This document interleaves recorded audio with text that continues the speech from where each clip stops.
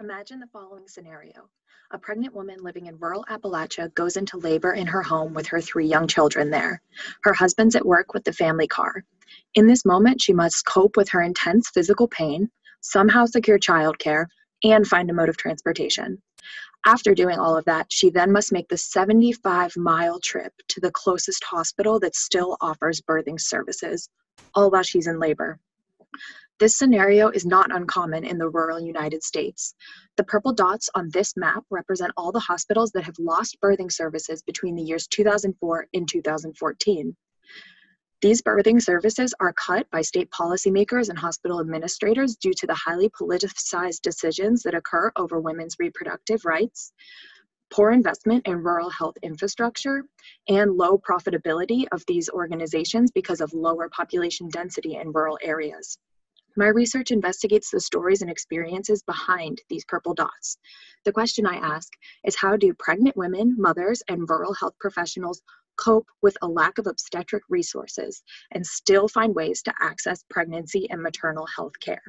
I answer these questions through qualitative data collection methods such as in-depth interviewing and participating and observing every day in the community. What I've found so far is that when state policymakers choose to cut birthing services, pregnant women and communities suffer.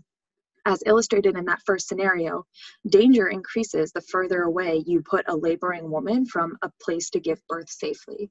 Additionally, women who are racialized and minoritized, don't have citizenship privilege, or have lower socioeconomic status already experience a series of barriers to healthy birth, including less money for gas, less flexibility in everyday life, higher stress of racism, and removing a proximate place to give birth only complicates that and makes giving a healthy birth much more difficult.